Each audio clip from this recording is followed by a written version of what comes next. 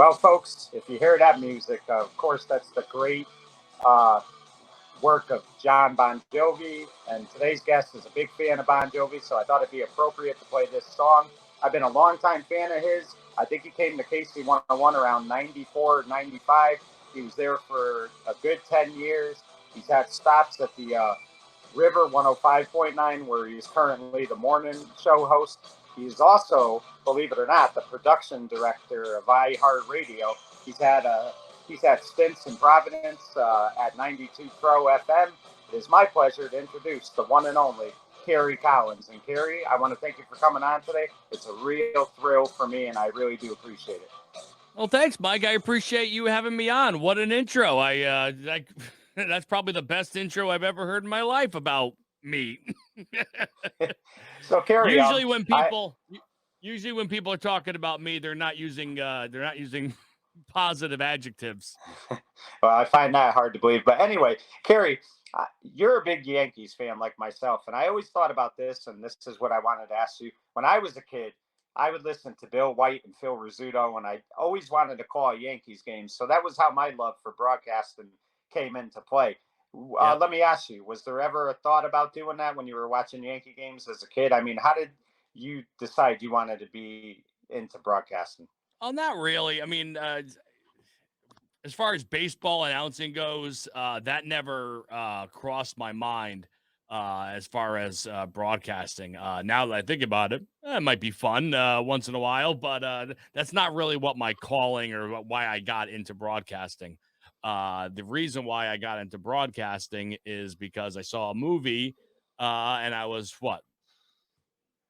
like 13 or 14 years old. I saw the right movie at the right impressionable age. And I said to myself, I want to do that. I want to do that when I get older. And it was the Christian Slater movie, Pump Up the Volume, which is actually I've come to find out, loosely based on a real radio character. But it's a great movie about a high school kid who moves to a new community. He doesn't know anybody, so to vent out his, all this, teenager crap feelings he has inside, he starts his own pirate radio station. So for me, when I was, however old I was, 12, 13 or 14, I just, when I saw that movie, I was hooked, and I just wanted to be on the radio and be a radio DJ ever since. And the thing is, Kerry, before you got to KC 101, I can remember that station. I think it really got popular around 83 or 84. But I know for every kid when they were young, the one station that they always would listen to was KC 101. It was that station.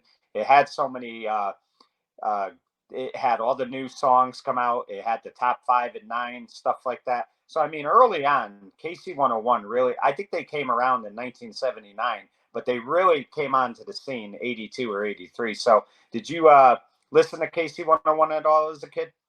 Oh, of course I did. A little later than that, I would say like 86, 87, 88 is when I started listening. And then, and I have, a lot of fond memories of listening. I remember specifically listening to KC 101 when we go over my aunts and uncles, go to a pool party every couple Sundays, or every other Sunday in the summer. So, of course, I grew up listening to KC 101, and KCI was my favorite station. Right. And you know what's interesting, Kerry, is I mean, when you got there in '95, they, as far as like shows went, especially the Glenn and Pat show, that had become so popular and it really took off. But I mean, they always had great program. I could think of programming. I could think of Dr. Chris and Jose. They were tremendous. I think even Jerry Christopher at one time was the morning show host there. So I mean, Now they I just hate had to, a ton of talent. I hate to pull the curtain back, and but that Dr. Chris and Jose were the same person, right? Yes, yes, of course. Okay, Yeah, just yeah, yeah. But you got to be fair and announce them as the team. But yes, I mean, I know. Coach George DeMayo always told me some funny stories about Dr. Chris and how Coach would be doing his shows and Dr. Chris would interrupt sometimes, and Coach told him stop interrupting my shows. So Yeah. or my sports updates. But it was tremendous that Chris did that because as a young kid, you always felt like Jose was a real person. Oh, I know. I know, I know. That's an incredible talent to be able to talk to yourself in two different voices, you know? Yeah, and it's not easy, but because I can remember too, there was the big thing where Jose was running for president, and that was like the big little running gag they did around 1988, where they had Yep. him running for president and stuff like that. So I mean, the evolution of morning radio, of FM programming and stuff like that. A lot of ways, I think KC 101 deserves a lot of credit because they were doing it early on when a lot of FM stations really weren't. Well, the great one of the things that a lot of former employees of KC 101 are really proud of is that KC 101 was so far out ahead and doing promotions like that. They had personalities like that. It sounds, it starts to sound corny and repetitive now, but they'll look at the talent and the on-air personalities that have come through and the creative minds that have come through KC 101.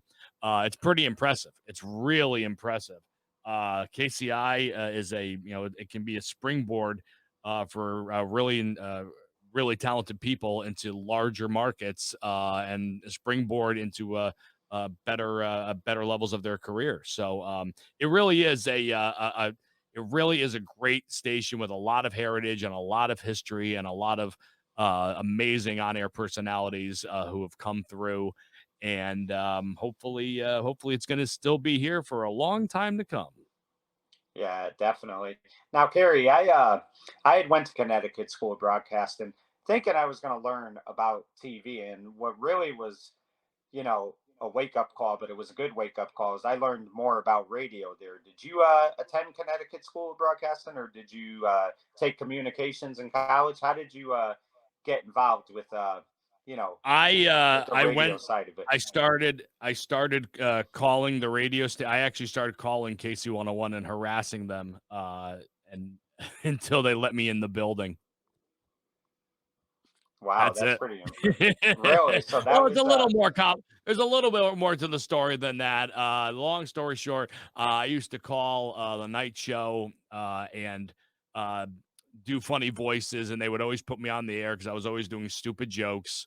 Stuff that nothing like ridiculously funny, but something if someone in the car is listening, they would go, ha ha, pretty funny. That's a good one, but they would keep putting me on. And then I started to become very friendly with them.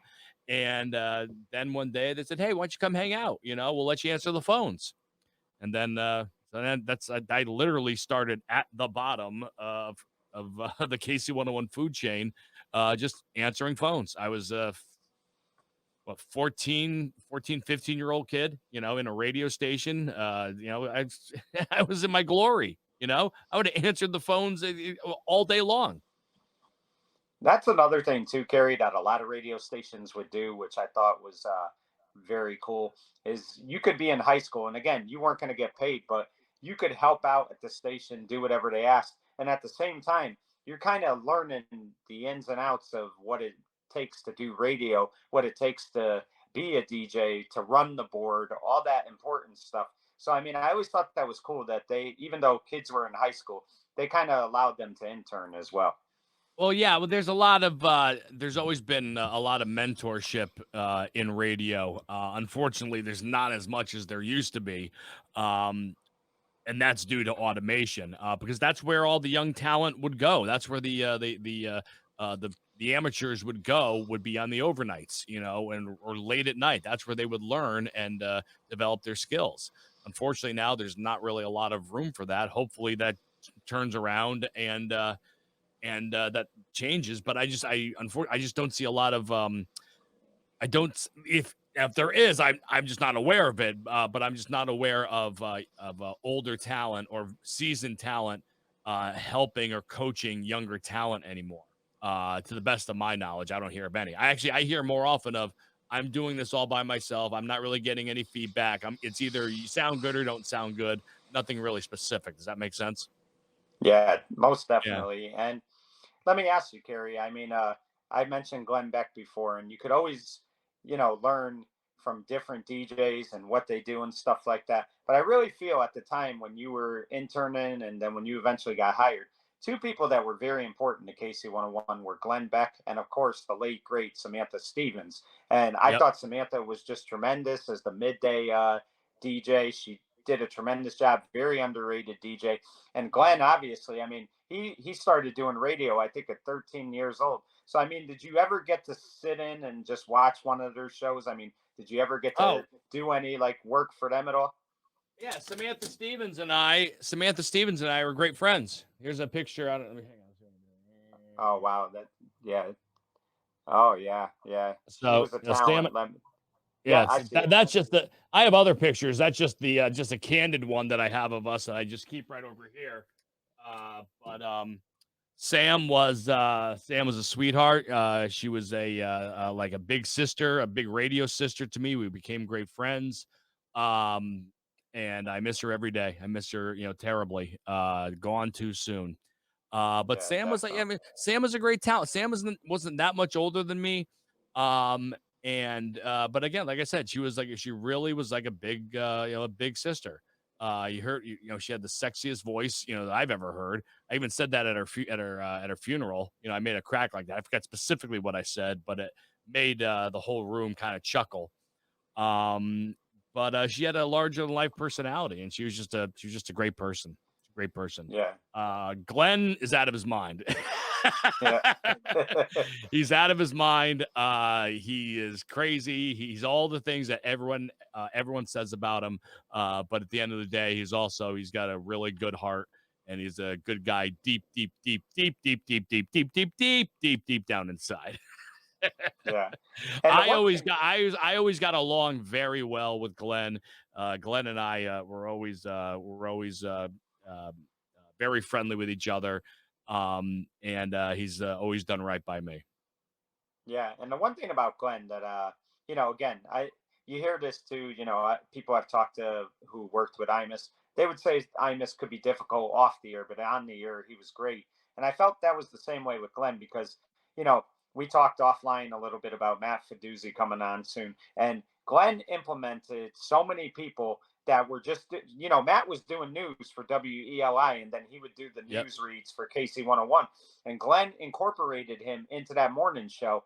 And of course, he saw the talent in Vinny Penn, and he realized, you know what, this could be the guy that I'm looking for to kind of replace Pat. I know he tried with Eddie Sabatino. I think there was Lady Joy there. So I mean, it And was really impressive. and there's a chick named Diane, yeah, Diane too. Diane yeah, Glenn something. and yeah, and I just really thought that was impressive about him because he realized that he could utilize so many people from that station and they could really help his morning show. So I give him Yep. credit for that because not a lot of people would do that. Oh, he's a radio genius when it comes to personalities. When it comes to programming music, he'll be the first to tell you he almost drove KC 101 into the ground. It's a well-known joke, but you're right. But he knows talent, and he's very good at what he does. He's an extremely fantastic storyteller. Yeah. And I use the example. I say whenever I have the opportunity to give my advice to someone about live reads, I tell them, try to listen to Glenn Beck's live reads. He paints such a picture where he could talk about, he could talk about the New Haven light beer lamp behind me for 45 seconds, and the last 15 seconds he'll tie it into the product, and bam, he'll make you want to buy it. So my point is, he's just a fantastic storyteller, and that's one of the reasons I think that he's been so successful is for the way he can paint a picture for you to think about while you're in your car. Right. So let's talk about your first couple of years at KC 101. Was it 1995 when you got hired as an on-air talent there? Yeah, that sounds about right. Yeah. So now, Yeah, it was my junior year of high school. Yeah, my junior year of high yeah, school. I was doing part-time. which is just crazy, Kerry, because I mean, again, that's got to say a lot about you and the talent that you were. Because I mean, to put a young kid on the air like that and, trust him, whether you're doing just, one show a week or whatever it is, the fact that they trusted you, I mean, that says a lot about you. So I know in high school, maybe you couldn't appreciate it as much, but looking back, you got to be proud of yourself that you were able to get on the air so quick at such a young age. Well, they probably saw, hey, look, here's a high school kid. We can get him really cheap, and he'll love it, and he'll do all the crap hours for us. They were probably looking at the bottom line. But no, in all seriousness, yeah, man, it's all that stuff, you know. Um, uh, Getting an opportunity that young to be an on-air personality while I was still in high school, you know, at the time it was the coolest thing. It was the coolest thing in the world. You know, my senior year, I would come into class, so I would do overnights. You know, I would fill in overnights once or twice a week during my senior year of high school. I would come in and I'd be falling asleep by third or fourth period. But a couple friends I went to school with would say, "Hey, was that you this morning? Yeah, I heard you while I was getting ready for school." So, but yeah, it was pretty cool. You know, it was pretty cool having my part-time job being, you know, radio when uh, my classmates were delivering pizzas and, you know, and just, you know, and working at Dunkin' Donuts, like normal, regular, you know, high school jobs, you know. Right. Yes, it was cool. It was cool getting the opportunity to get in there. And I'm also just so thankful that of the talent that I was able to surround myself with early in my career. They're such a big influence. I mean, you look at the talent, you know, of Glenn and Pat and Kelly Nash and Yeah. Michael Mays and Jeff McCartney, and I could go, and Danny. I can go on and on and on. You know, but again, that goes back to the heritage of KC 101, where almost every single there's more success that comes out of KC 101 than failure. Absolutely. And Kerry, speaking of overnights, it's not an easy shift no matter what you're doing, whether you're working at a factory, if you're doing security, if you're doing stuff on the air. Let me ask you, I mean, were there times where you struggled doing overnights? I would think, though, Kerry, when you're sitting in a studio and you're playing music and stuff like that, that gets your adrenaline up a little bit. So I would imagine that, like, you probably got tired maybe after you left the station, but I mean, were you ever tired trying to do overnights? Let me put it this way: midnight to 2:30 was like that. Then around Yeah. 2:30, 3 o'clock, Yeah, and I can then imagine. Yeah. those are there was no automation then. There was zero. So you're like this, you're going and making another cup of coffee. Uh, you know, you're doing everything you can, and then finally you get like a second wind with like, you know, a half an hour or 45 minutes left to go. So no, but Yeah. sometimes overnights were difficult. Obviously, sometimes were easier. Yeah. Now, one of the things that you did, Carrie, that I absolutely loved, especially as a young person, especially in my early 20s, is you did the dance parties, which I thought was just a real cool thing, and it really made KC 101 popular at nights as well. I mean, you always worry that the morning show, obviously you're going to get listeners the middays, but you really got to keep those fans during the nights because that's not easy to do. And doing that dance party, I really think was a big part of the success of KC 101. Well, thank you. Yeah, I really appreciate that. The dance party that I did, well, it was I guess you call it an evolution. It used to be called the Saturday Night Dance Party. Used to be called the Saturday Night Dance Party, and it was always at Toad's place. Then, for whatever reason, we stopped going to Toad's. Then it was off for a couple years, and then we decided. I remember I was part of the decision to bring it back. It was my program director Danny at the time, Danny Ocean. But so we brought it to this, and again, it was like everyone was doing live clubs. Remember, this is late '90s. Yeah. This is before 2000. So remember the club 2001? That was a huge Yes. Yeah. nightclub. So we were trying to compete with that at the time. Kiss and KC 101, you know, we were not owned by the same company. We were real competitors. You know, we really hated each other. Yeah. But my point is, when we revived the Saturday Night Dance Party, repackaged it as Party 101, and brought it to first we brought it to Humphreys East. We were trying to compete, you know, with Kiss and get our own Saturday night, you know, dance party going. From Kiss, we brought. I'm sorry, from the what's the name? What did you say? From Humphreys East. From Yeah. Humphreys East, we brought it down to the Playwright in New Haven, which was an amazing venue. Absolutely amazing venue.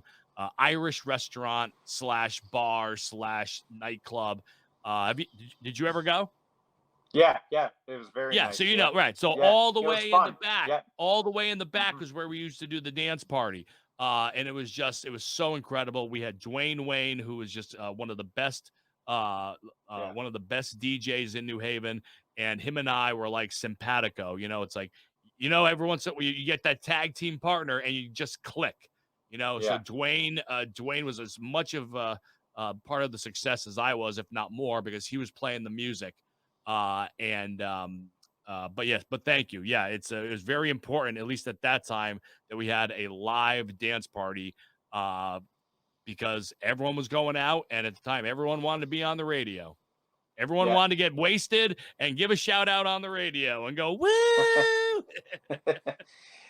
And interestingly enough, Kerry, is sometimes too, like you brought it up, going out doing remotes and stuff like that. A lot of times too, back then, especially in the 90s, in order to make the extra money, you had to do these remotes, you had to do these events, because you know radio back then, they weren't making the money. I mean, some were, but not everybody was making the money that they might be making in 2023. So you really had to, your day didn't end when you left, like say 1 o'clock in the afternoon, or you left at 10 o'clock at night. There were times you had to do these other things to continue to make money.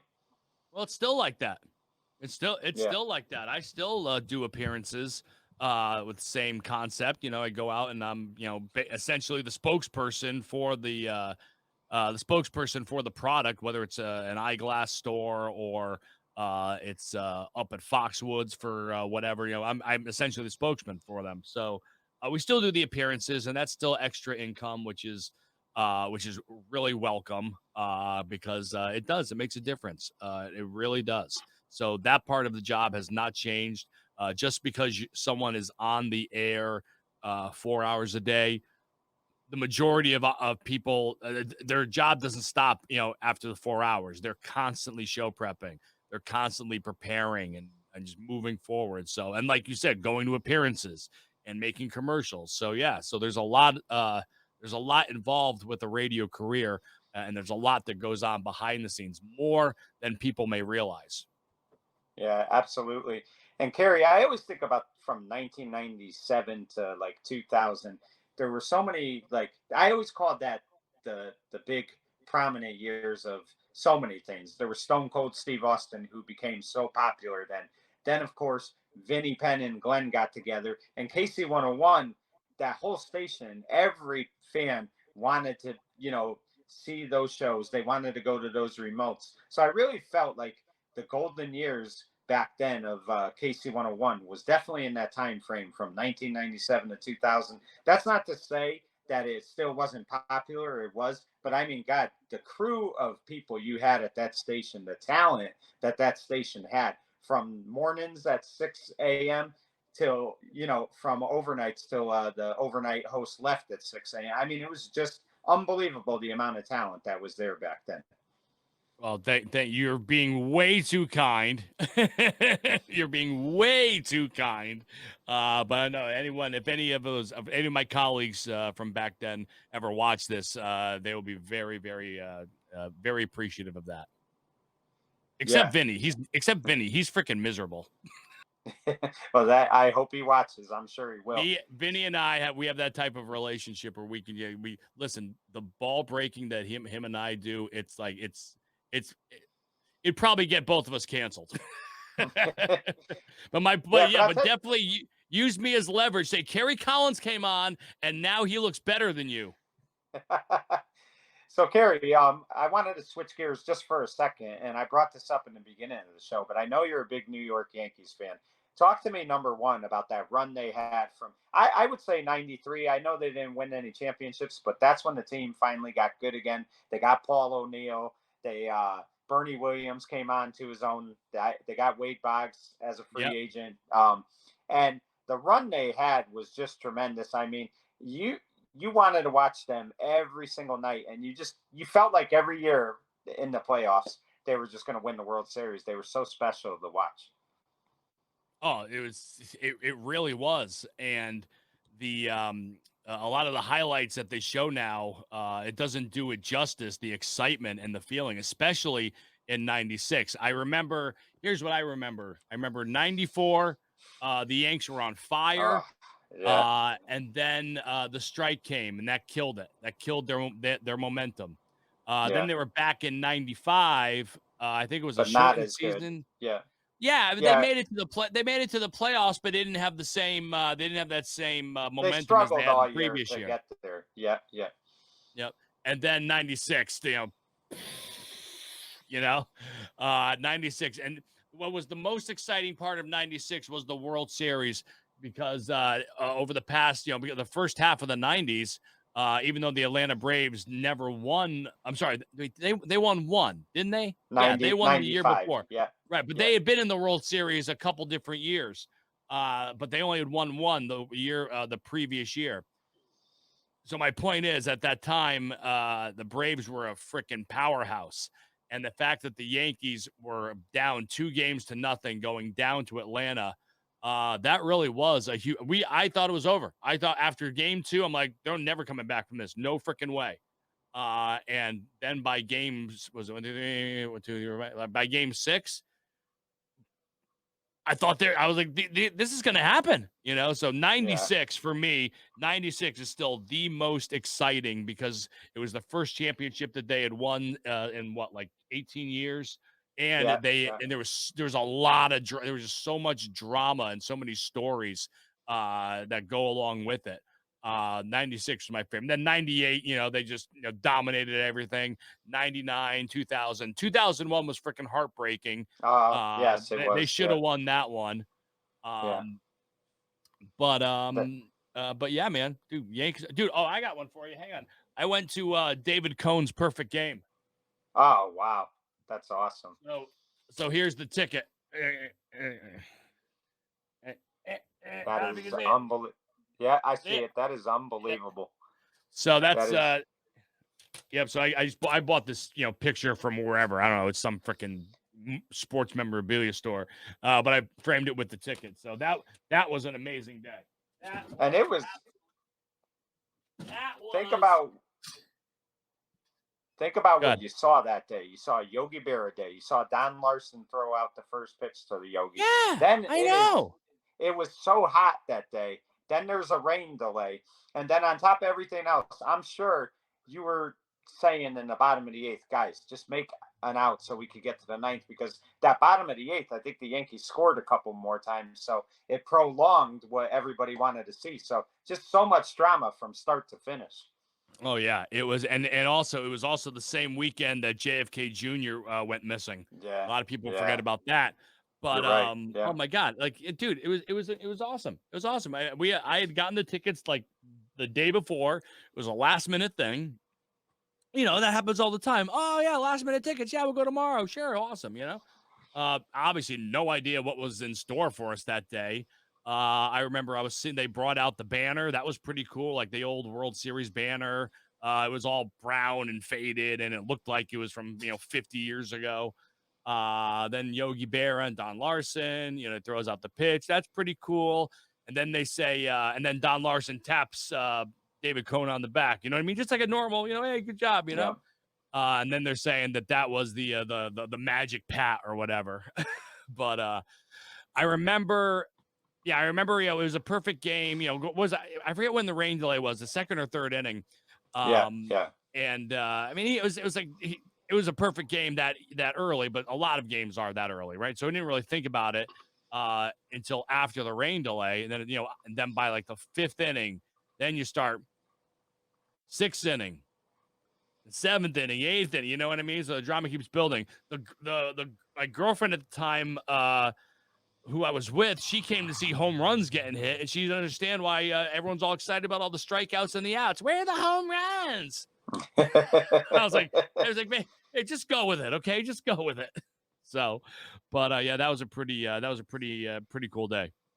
Yeah, it definitely was, and I mean that was a great run. And I they haven't they've been in the playoffs as we know, but I mean they haven't won one now. They're on a 13-year drought, so I'm hoping we're gonna see another one sooner than later. But what a run that was!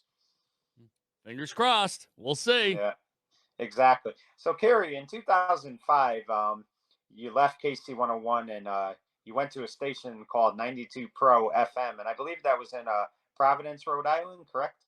Yes.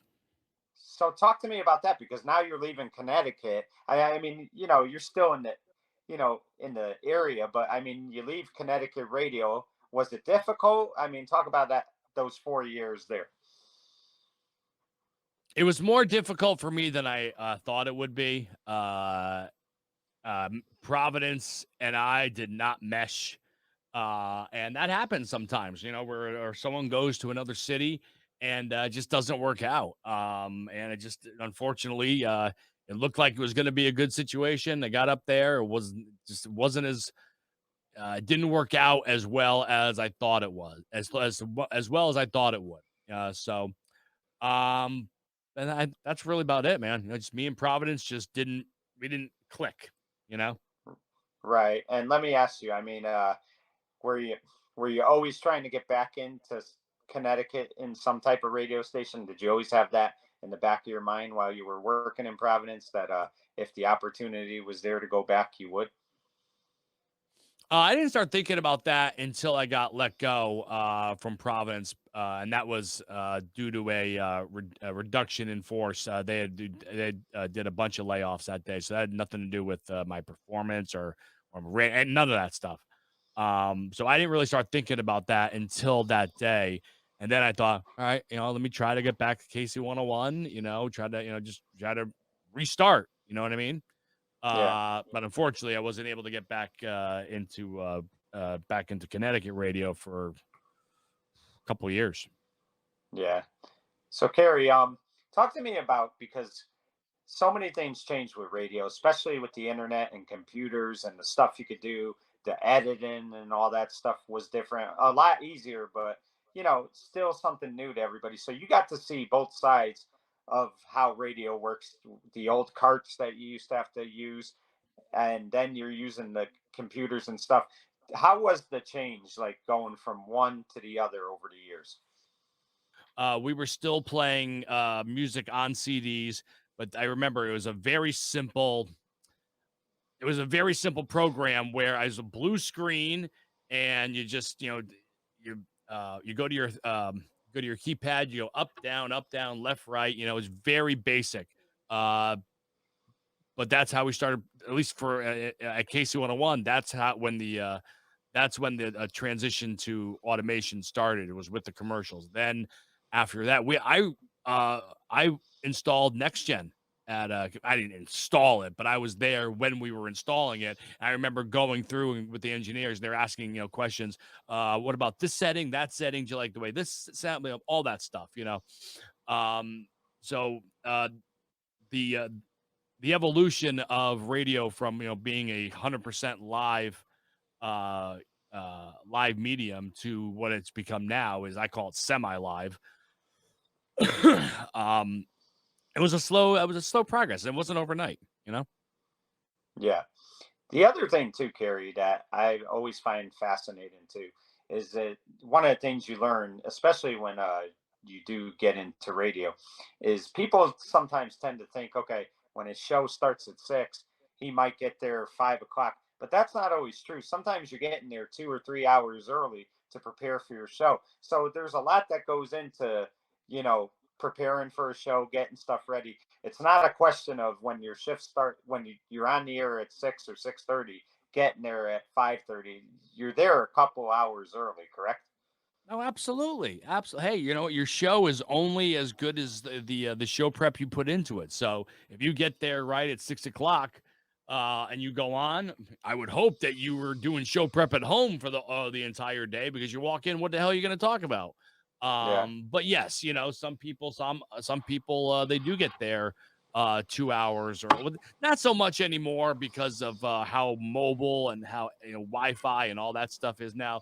But yeah, back then I would get to the station like 2 hours early, be on the computer, just show prepping, finding out, the latest artist info and celebrity gossip and blah, blah, blah, blah, blah, all that stuff. That way, when I went on the air, I was prepared. Yeah. And let me ask you, Kerry, a big part of KC 101 too is the callers. I mean, they would Yep. call up at times. How fun was that for you, the relationship with the callers? Because, if you're getting callers, you know that people are listening to you and they like what you do. So, I mean, talk about just the caller aspect of Well, I can tell when you you were this. doing the show. I could tell you this. I definitely did not appreciate the callers as much as I should back then. Uh, Especially now where it's so difficult. Because people don't call and request songs anymore. You know? Yeah. So unless there's a contest going on or someone is doing a really interesting topic, at getting people to call in, people don't call for people don't call radio stations as much as they used to. In that sense, I didn't appreciate it as much as I should have back then. But yeah, the callers are absolutely instrumental, obviously, and the more interaction and the more playful banter, at least for me, that I can have with the listeners and put them on the air and make them part of the radio station and make them part of their everyone's listening experience. It makes their day a little better. Then I've done my job. I've done my job. We are on-air personalities. The best analogy I've ever heard was that on-air person, you go to the radio station for the product, and the DJs are your servers. Like if you go to McDonald's, what do you go to McDonald's for? You go for the food, and then the people behind the counter can make your experience good, or they can ruin it for you. So that's the best analogy I can give for an on-air personality. I don't know how I got to Right. that from the original question, but okay. Yeah, no problem. I think the biggest key to being a DJ, though, is the word personality. And you have to have a personality to do this. If you don't have a good personality to do this, it's not going to work. And just by, over the years when I've listened to you and then talking to you tonight, you know how to be conversational, but you also know how to be funny and you know how to be excited. I mean, like, I see a little bit of Mad Dog in you. I see a little bit of Vinnie Penn in you, all of the above. I mean, you Why do know you have to how. insult me? Oh, that's such an insult. Oh my God. You really have to be energetic and you have to be engaging and you're able to do those things. But how important is it, Kerry, if somebody's going to be a DJ to have that personality? Because, like I said, if you're going to be boring, it's not going to work. Or having a friendly personality, it's definitely beneficial if you want to be in the radio business. Not essential, but it's definitely beneficial. I'm still very uncomfortable in certain situations, and it's amazing. Like when I'm on the mic in front of people, I still get stage fright. I still do. But if I'm like just in my little home studio here or up at the station, or I'm in a box with a mic, I feel like the freedom to just, be, and maybe it's because no one's watching me, I don't know, but there's definitely for me, I definitely, my personality comes out, more when I'm alone than I am around people. But that's just because of my craziness. But yeah, definitely, the more personality you have, the better off you'd be in radio, or I should say, not the better off, the more beneficial it will be toward your career. Absolutely. And that's me over Right. elaborating in a long. One of the cool things too about radio and what you guys do is, I mean, you get to meet different people. You get to have different people on your shows. Now, correct me if I'm wrong, Kerry, and if I am, I apologize. I had Bon Jovi playing when we began the show. You met Yeah. John Bon Jovi, correct? Yeah. Yeah. Yeah. Yeah. Yeah. So talk Absolutely. about that because I mean, when you talk about the '80s, I mean, from '86, and I mean, he's always been popular, but God, from '86 till the end of the, decade, he was the man. I mean, there was nobody on top of their game He's like Bon Jovi. rock's pretty boy. He was the pretty boy, and it was only a couple of celebrities who I've been starstruck by, and John Bon Jovi was one of them. Only because just I watched him growing up, or just I was what, like 10, 9, 10, 11 years old in the late 80s to 12. So when I met him, in my late 20s, it was like it's meeting the guy, it's meeting the superstar. You know what I mean? So, but he was very nice. He was very nice, very welcoming. He has Yeah. been known to be moody in the past. I've heard that, but on that particular day that I met him, he was gracious. He was wonderful. Now, the very cool thing about the day I met him is it was at a private performance. My program director, Danny Ocean, brought Bon Jovi into KC 101, and they performed in the studio. And Yeah. we had a crowd of people outside the studio looking in the window. Okay. And the really cool part about that day was I was in the studio with Bon Jovi, uh, but but I'm like behind them. Okay, so and I guess what I'm trying to say is when John was singing, I heard John's natural voice without going through the microphone. You know what I mean? So I'm in the same room. It's kind of be like if someone was here with me right now, they hear me talking, but they don't hear it through the mic. You know what I mean? So Yeah. I heard John's voice, I heard John's voice without any processing, and it was exactly how it's voice is incredible. John's voice is really that good. Right. And that years ago, Kerry, and I'm talking years and years ago, you sent me an acoustic version of Living on the Prayer. Was that the one he performed in the studio that day? Because that was awesome that day he did that. Probably. Yeah, Yeah. probably. Because that they were they're promoting that album. It was that This Left Feels Right, and it was their acoustic album where they just took all their hits, and just did them all acoustically. So, if it wasn't, if, I don't remember which one, but if it wasn't from that day, it was definitely from the album that they also released. It was one of the two. Right. Now, I posted this a little before, but I'll post it again. You met Jimmy Hart, and a lot of people probably don't realize that he was a musician before he was into wrestling. He was part of a band called the Yeah. Gentrys, and they have that great song, Keep On Dancing.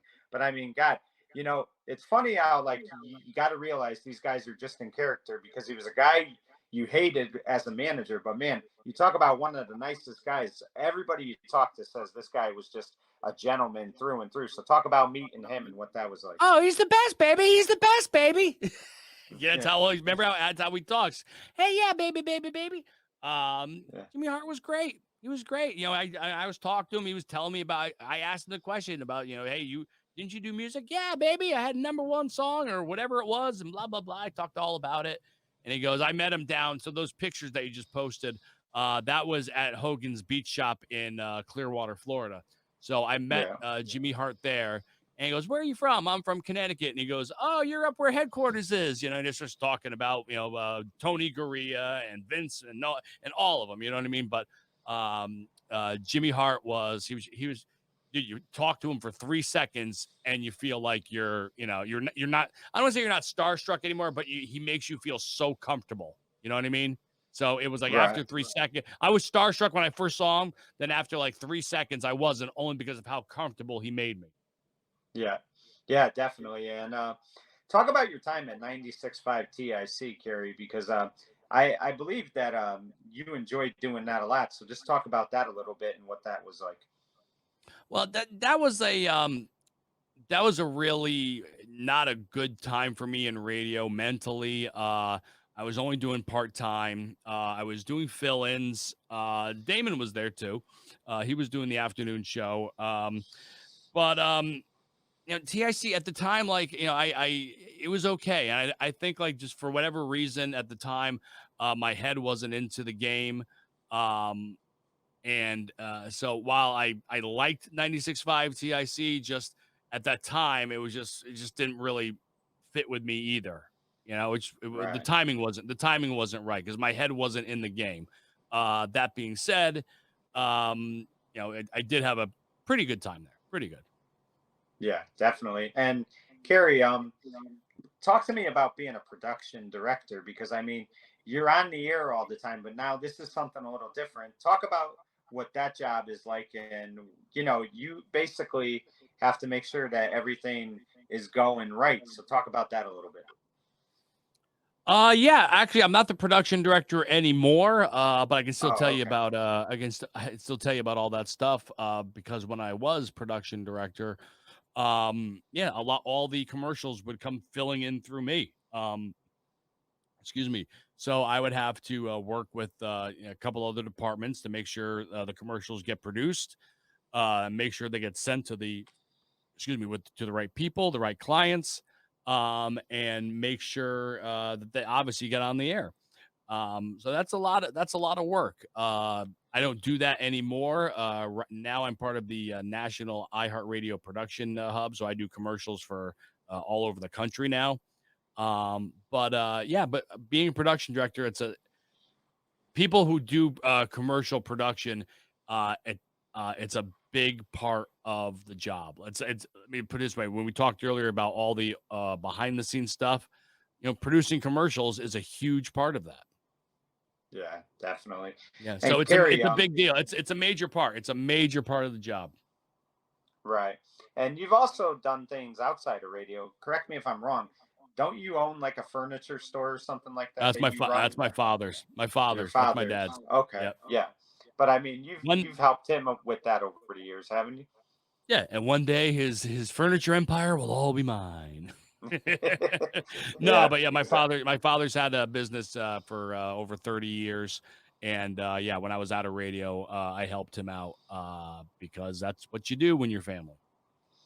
Right. So, Kerry, this hasn't happened at every radio station, but I noticed it did happen with KC 101 as time went on. It seemed like it became more like radio access, and then eventually they did away with like a morning show and they just carried the Elvis Duran show, which was, disappointing because I always felt like KC 101 had some of the best personalities on there. Why do you think Yep.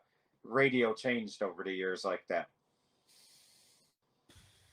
I wasn't I don't know specifically because I wasn't when those changes went down, I was out of radio at the time. So um I don't know the specific story. If I was to speculate, I would say, they probably wanted to save some money, but, again, I don't know the specifics, but I'm sure it would have to all come down to the dollars Right. without getting specific. Right. One of the stations I love, Kerry, and you've been doing great things at this station. I got into it around, I would say, 2014, is the River 105.9. And a few guys from KC1 came from there. Few guys from KC 101 went to the River, especially Joe Aguirre. He did the morning show, and I hope Joe's doing well. I know he had some health issues, so my thoughts are with him. But I mean, I love that station because it's like a throwback of the 80s. It plays the 70s, and I just Yep. love the music. And you've done a tremendous job at that station, and it's almost like I'm listening to KC 101. I always say it's like the little brother to KC 101. So talk about that station and what it's been like working there. Oh, well, it's the river has kind of been evolving into like a classic hits station, and the classic hits format, from what I'm told, is enormous all over the country. And the river leans a little more on the rock side of the classic hits. We do play a few rhythmic songs like from Michael Jackson and Stevie Wonder, a few others. But yeah, no, in a lot of ways, you're still listening to KC 101 because now KC 101 music when we were younger, it's now considered oldies. Yeah, which is crazy. Yeah, it really Right? is. Yep. Yeah. But I mean, Go ahead. yeah, you do a tremendous job. I mean, you really do. And I mean, it just here's the thing, Kerry. We always know that people in radio they're going to move around and stuff, but you have always been able to stand the test of times, no matter where you go. You've always landed on your feet, and even like you said, you had those moments in radio where it was tough, but you always bounce back. And I mean, you really have like had a pretty unbelievable radio career that a lot of people can't say that, but you can. So I mean, talk about the fact that what you've been able to do in the radio business, you have to be proud of it because we're talking, Kerry, like almost 30 years in radio. Well, first of all, you just made me feel old. I'm only 44 years old. Second of all, again, you're very kind with your words. I very much appreciate all that. It's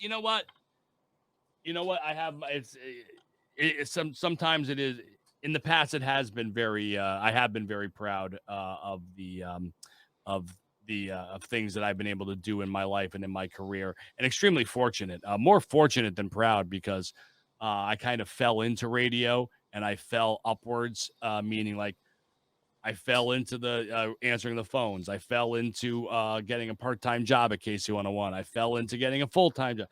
I can't apply to any regular job ever. Okay. I have never had a job interview in my life. I'm sorry. I should say not a serious one where you go in and you're like, you know, um, Yeah. so my point is, yes, I'm proud of the things that I've accomplished, but I'm more grateful of the opportunities I've had, and especially just the opportunities that have always fallen in my favor. And I hope that continues. I mean, right now things are going fantastic on the river, but you never know. You never know. So I appreciate each day. I take it one day at a time. And tomorrow tomorrow morning I'm gonna have the best show I can, and then the day after that, hopefully it's a little bit better than yesterday, than tomorrow. So we'll see what happens. But yes, I've been proud in the past, and now the older I get, I'm more grateful than anything. Right. When you just brought up the word serious, it made me think of this. What's your opinion of satellite radio? I mean, it came onto the scene in like 2004. It's still around. And I mean, I mentioned Mad Dog before. He's over at Satellite. Howard Stern went there. I mean, what is your feelings on satellite radio? Because it's a much different type of radio. I mean, there's no commercials, so you don't get commercial Yeah. breaks. So talk about that, and what is your feelings on that? And would you ever get into that? I think satellite radio it's okay. I think it's when it exploded, when it was Sirius and XM, and they were two different companies. Yeah, I mean it was huge, and I remember we're all thinking, people I would work with, what's going to happen? Is this going to be the death of terrestrial radio? All that stuff. Um, the I think the excitement of satellite radio has diminished. However, it still has a very strong base of customers, obviously. So I don't think that I get the question I get a lot is do you think satellite radio will overtake terrestrial old school radio? I don't think so. I could be wrong, but you know what? You can't compete with free. And you know what? At the end of the day, yeah, some people will pay $12.99 or whatever, 15 or whatever it costs to have no commercials. But you know what? Not everyone can afford, the monthly subscription fee. So you know why? That's why I specifically wrote a sweeper for the river that says River 1059, no ads here, or no, what was the other one? Um, no subscription required. The River 1059, no subscription required. Because you know what? Yeah, you get free music. Listen to a couple different commercials. So what? It's either that or pay whatever the fee is a month and get the same songs. Yeah. The one thing I do like about satellite radio is the cable news. So, say if I'm watching a cable news show, want to get my politics fix or whatever, and then first of all, I don't have satellite in my car. My wife has it in hers. So I would never put satellite radio in my own car. But yeah, she has it in hers. So sometimes we'll listen to whatever we're watching at TV. We'll switch over to the satellite radio and listen to it on there. And yeah, and there's some good stations on satellite radio. There really are. But again, it's not everyone can afford the $20 a month or $15 or whatever it is. Yeah, most definitely. Kerry, what you've been doing this, like I said, for a long time now. What what would you say to your audience? Like, what has been the thing that you are most proud of, or even grateful for in those years doing radio? Um, I am most grateful. I would probably say it's for the people. I mean, just clearly, the listeners. The listeners, and without the listeners, there is no radio station. Without the listeners, there's nothing. So, probably earlier on in my career, I probably would have said something stupid like the celebrities or getting into radio and getting a job, a full-time job at such a young age, just a lot of self-gratifying things. But the older and wiser I get, I come to, I come to realize that I'm a lot more grateful than to the because of the people that I interact with and the listeners and the emails and the repeat callers, people who call all the time. I have one listener now. Her name is Eunice from Middletown. She calls every single day, and she leaves me these sweet voicemails. This is crazy little old lady.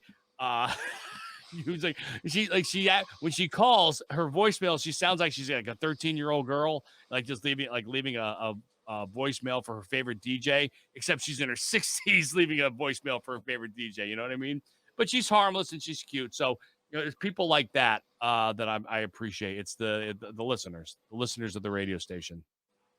Well, that's awesome. And before we go, Kerry, I wanted to ask you this, and you don't have to answer, but I figured it'd be something pretty cool. So, we were talking about baseball before, and you always wonder which cap this person's going to wear when they go in the Hall of Fame. Are they going to wear a Red Sox cap or a Yankee cap? Are they going to wear, a Giants helmet or, Raiders Yeah. helmet, whatever it might be? If you had to look back and you had to wear one radio cap in the Hall of Fame, which cap would you put in the Hall of Fame? Well, let me go. I actually have it here, so let me go get the cap real quick. Hold on, please. As you can see, folks, Kerry is just tremendous. I mean, he is just such a talent in the radio business. It's a real thrill to have him on, and you get to see what he's about. My wife thinks I'm a jerk. So this would be the hat, the old school logo hat, the Yeah, old school I logo. figured as much. Yeah. Yeah, that's the one. And the funny part is, I hated this logo when I worked there. I was just like, this logo sucks. It looks like it was. This was drawn on a napkin. Glenn designed this logo by drawing it on a napkin. So everything like, oh, it sucks. It looks amateur. Blah blah blah. Now it's nostalgic, and I love it. This is my favorite logo. So yeah, if I ever go into the KC101 Hall of Fame, this is the logo hat I want. Well, you know what? When I think of KC101, Kerry, I mean, there's so many great DJs, but I mean, you have to be on that list because in the popularity of KC101, you were a part of that team and you were the on-air talent. And I mean, I just congratulate you. Number one, your career is still going, but thus far, these 27 years you've been in radio have been phenomenal. And I'm a big fan, and it was so enjoyable listening to you on KC101. I love listening to you on the river, and I just think you're a credit not only to the radio business but to the broadcasting industry as well. And I really do appreciate you coming on today. Well, thank you, Mike. I appreciate you having me on. Who do I make the check out for all those nice things you said? Pay to the order of. No, that's a seriously. all your great fans. That's who you make it out to. But I do really applaud you, and I thank you for coming on today. Oh, thanks, Mike. I appreciate it. It's been a blast. I really enjoyed the conversation, and thank you for listening all these years, man. Really appreciate it. Really, really sincerely appreciate all your support since the KC101 days and now into the River days. Well, thank you, Kerry. And folks, there you have it. You've heard this man forever. You got to listen to him today for an hour, and he's just such a great guy. And that's the thing that stands out to me the most. He came on here today and he entertained all of us, and he's been doing that for 27 years. That's a long time in any career. The fact that he's been doing radio all that time is a credit to him and the work that he puts in, the dedication he puts in, and the commitment he puts in. I've been a fan of KC101 my whole life, but I'll tell you what, that crew of Glenn and Pat, Glenn and Vinny, Matt Feduzzi, Eddie Sabatino, Samantha Stevens, and of course the one and only Kerry Collins, Michael Mays as well. I forgot him, but that whole crew was just so enjoyable to listen to. And Kerry was such a blast every single night. You got pumped up for those dance parties. You got pumped up for the 5 at 9.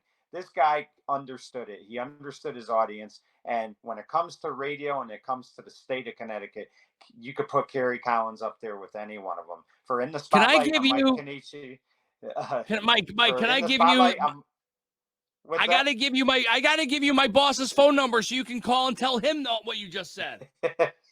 Well, you know what? I'll be sure to do it. But again, folks, All right. this guy is a credit, and we really do appreciate him. For in the spotlight, I'm Mike Kenichi saying good night, everyone.